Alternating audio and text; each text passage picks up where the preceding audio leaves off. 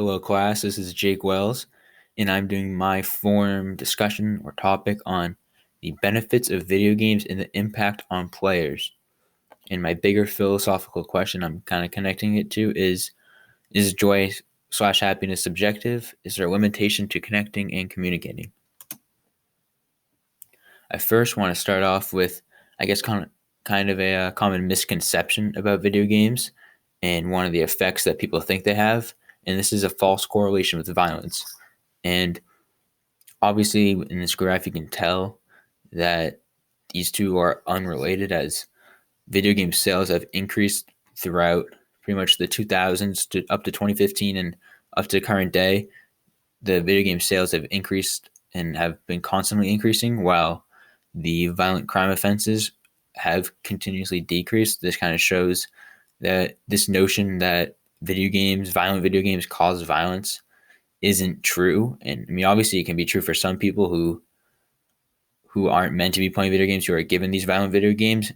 But in general, this is a very, very false statement and is kind of just a false correlation that people have.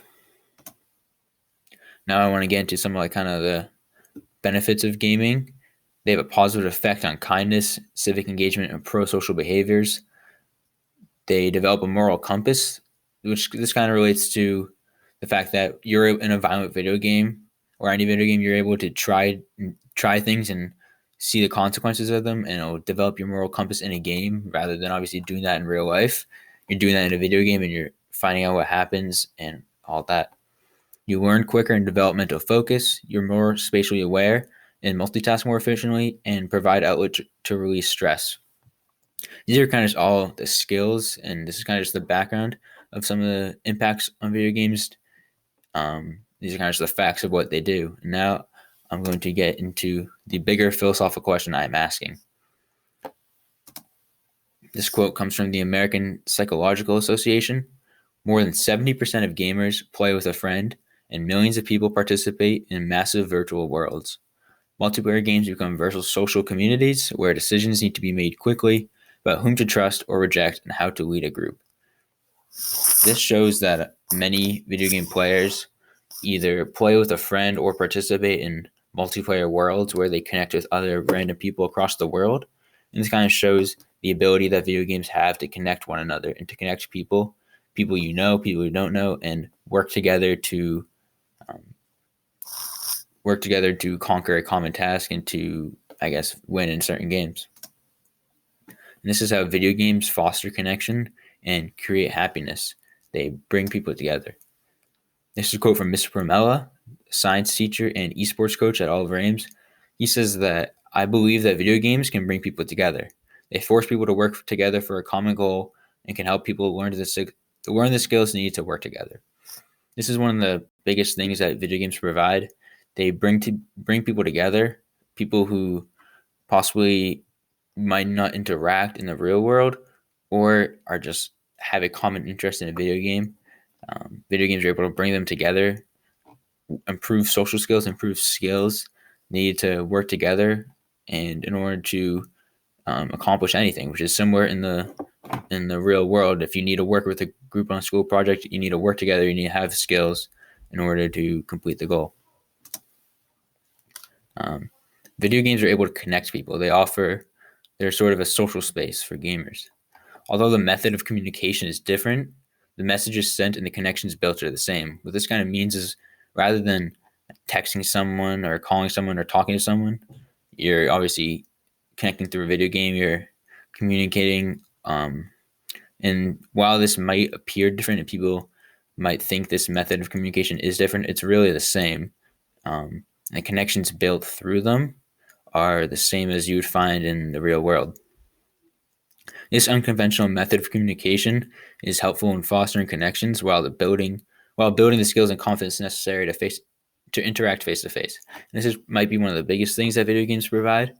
They help people who might not be as comfortable talking or communicating in public or face to face with people, and with a common interest of video games, they're able to connect people and build these skills in order to improve one's confidence and ability to interact face to face. Video games also provide a platform for this authentic, collaborative play that broadens perspectives and builds new communities by connecting people who otherwise may not have met. Now I want to talk about my personal experience with video games, as I've kind of had extensive experience with them throughout my life. Probably for almost my entire life, I've owned some sort of video game device. I've had the Nintendo DS in the top left. I've had the Wii and those 3 Xboxes in the bottom. And what I've gained from video games is pretty similar to everything I've said. I've been able to connect with people. When I was younger and I had the Xbox 360 or a Wii or a Nintendo DS, I was able to kind of develop certain skills in order to kind of interact in the real world. I was able to learn a lot of things. When I was younger, I didn't really connect with people online, more of like my brother and my friends. I was able to grow better relationships and bonds with them. But now as I've gotten older with the Xbox, I've been able to talk to people through games. I've been able to connect with people I know in real life, like my friends, or online friends. I've been able to do both and have great experiences with them. Video games have taught me a lot, and they've helped me make connections with people, either who I know in the real world, who I may have never met before. There are also plenty of organizations that are creating gamer-friendly environments. The first is esports. This is organizing competitive multiplayer video games. It's a big part of video game culture, and they provide gamers something to connect with, similar to sports fans and pro teams. Esports basically are professional video game competitions. They offer a lot of different games for pretty much anyone to be interested in. And similar to how sports allow fans to connect and follow their favorite athletes, gamers are able to do the same thing with these professional video game players who they can look up to and play the same games as them. And it kind of just offers the similarity there, kind of offers gamers something to connect to that might not have been there before. And another organization is Game Generation. And this is a video game campaign that is used to promote the benefits of playing video games. They're kind of about section, or the powers that they strive themselves on are the power of play, community, inclusivity, inspiration. I think the most important ones are community and inclusivity. They stress the fact that video games provide a sense of community. They bring people together from all different kinds of life, all walks of life.